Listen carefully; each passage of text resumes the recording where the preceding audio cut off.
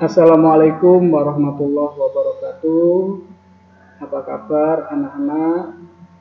Alhamdulillah, hari ini kita bisa melanjutkan belajar kita di pertemuan kedua terkait mata pelajaran komunikasi bisnis, di mana untuk pertemuan kedua ini kita melanjutkan KD yang sebelumnya, tetap KD 3.1 dan 4.1 mengenai menerapkan komunikasi bisnis dan melakukan komunikasi bisnis. Jadi pada dasarnya dalam kegiatan komunikasi, apalagi yang berhubungan dengan komunikasi bisnis, tidak selamanya itu akan berjalan dengan lancar, akan berjalan dengan mulus dan berjalan dengan tujuan. Akan tetapi pasti dalam proses komunikasi bisnis akan tentunya ditemukan beberapa hal yang menjadi hambatan dalam komunikasinya, dalam proses komunikasinya. Jadi sebagaimana aktivitas atau kegiatan lainnya, maka dalam komunikasi bisnis pun itu dapat ditemui beberapa hambatan. Jadi beberapa faktor hambatan tersebut dibagi menjadi 3. Ada hambatan manusiawi, ada hambatan teknis, dan ada hambatan semantik. Apa saja hambatan-hambatan tersebut? Yang pertama saya jelaskan dulu hambatan manusiawi. Hambatan manusiawi itu terbagi menjadi 2. Ada hambatan yang berasal dari perbedaan individual manusianya sendiri, terkait persepsinya, terkait umurnya, emosi, status, keterampilan mendengarkan.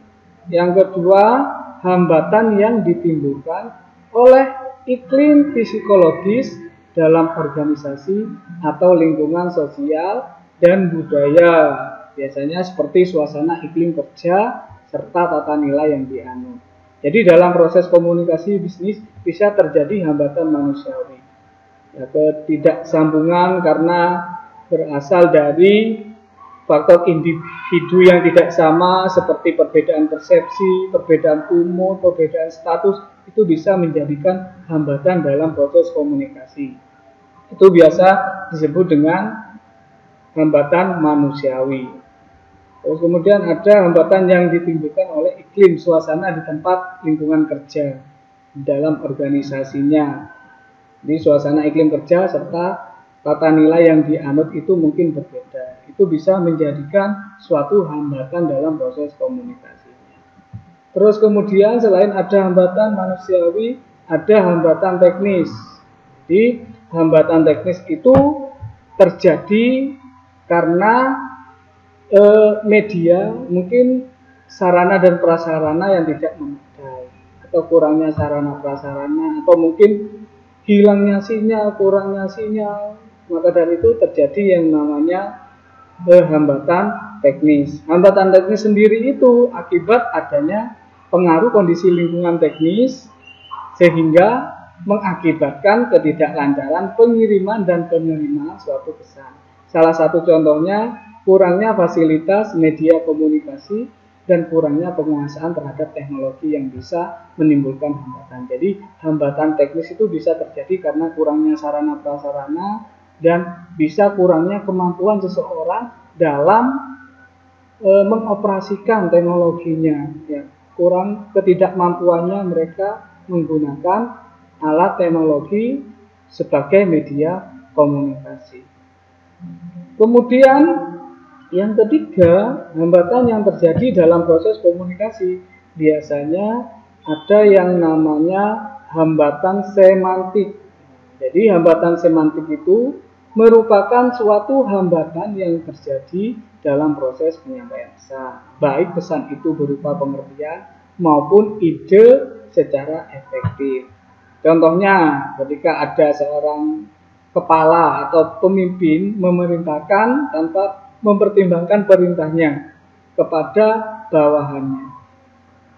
Apakah itu perintahnya dapat dimengerti atau tidak? Nah, itu bisa menjadikan blunder bagi seorang pemimpin karena tidak mempertimbangkan apakah perintah tersebut dimengerti oleh bawahannya atau tidak. Oleh karena itu, jadi penggunaan bahasa yang tepat dalam melakukan komunikasi biar mudah dimengerti oleh si penerima pesan itu harus mempertimbangkan dan dipikirkan secara matang oleh komunikator. Jadi seorang komunikator ketika menyampaikan pesan itu harus memikirkan pesan tersebut dengan matang. Apakah pesan yang kita sampaikan dapat dimengerti orang lain ataukah tidak, itu perlu dipertimbangkan. Biar tidak terjadi yang namanya hambatan semiotik. Agar supaya kita menghindari hambatan-hambatan tersebut, maka di sini kita perlu yang namanya syarat-syarat agar pesan dapat tersampaikan dengan baik. Jadi pada umumnya ada beberapa persyaratan tertentu agar pesan atau informasi dapat tersampaikan dengan jelas dan tepat sasaran. Antara lain persyaratan kejelasan, ketelitian, kesopanan, singkat, konkret, pertimbangan, dan lengkap itu harus ada di dalam unsur kegiatan komunikasi bisnis. Di sini kejelasan berarti pesan itu harus disampaikan dengan bahasa yang sederhana, kemudian mudah dipahami, serta memiliki kejelasan makna atau tidak ambigu. Artinya ambigu itu memiliki arti kata yang banyak. Jangan sampai ketika kita melakukan komunikasi, kalimat yang kita sampaikan ke orang lain memiliki arti yang banyak. Jangan sampai seperti itu. Jadi harus jelas maknanya dan tidak ambigu. Yang kedua, syarat yang kedua agar komunikasi bisa berjalan dengan baik, bisa tersampaikan dengan baik, itu harus dilakukan dengan yang namanya ketelitian. Apa ketelitian? Jadi dalam membuat suatu pesan haruslah kita cermat, teliti, dan menggunakan ejaan, tanda baca, serta bahasa yang benar dan kontekstual. Jadi kita harus menggunakan ejaan dan tanda baca yang ejaan sesuai dengan kamus bahasa Indonesia. Terus yang ketiga, harus ada unsur kesopanan. Jadi pesan hendaknya disampaikan dengan gaya bahasa dan tutur kata yang ramah dan sopan sehingga tercipta komunikasi yang baik. Jadi di dalamnya itu harus ada kata-kata yang sopan, tutur kata yang baik, yang ramah agar supaya bisa terjalin komunikasi yang baik. Yang keempat, pesannya itu harus singkat. Singkat itu berarti pesannya hendaknya dibuat sesingkat dan sepadat mungkin tanpa mengurangi makna. Jadi singkat tapi padat, singkat tapi ada isinya, ada maknanya. Daripada banyak bertele-tele tapi tidak ada maknanya, itu bisa menjadikan suatu hambatan dalam proses komunikasi. Tapi kalau singkat tapi padat, isinya ada dan tidak mengurangi maknanya, itu bisa dikatakan memenuhi persyaratan komunikasi yang baik. Yang kelima itu adalah konkret. Konkret itu maksudnya pesan yang disampaikan itu terukur, jelas, akurat, dan pasti. Jadi harus jelas, harus akurat, harus sesuai dengan fakta, dan juga harus pasti. Yang keenam, masalah pertimbangan. Jadi pesan yang hendak kita terapkan itu harus menerapkan empati dengan mempertimbangkan dan mengutamakan kondisi si penerima pesan. Ketika kita mengirim pesan, kita harus juga melihat kondisi si penerima pesan, psikisnya seperti apa. Kita harus mengikuti alurnya agar supaya pesan yang kita sampaikan bisa diterima dengan baik.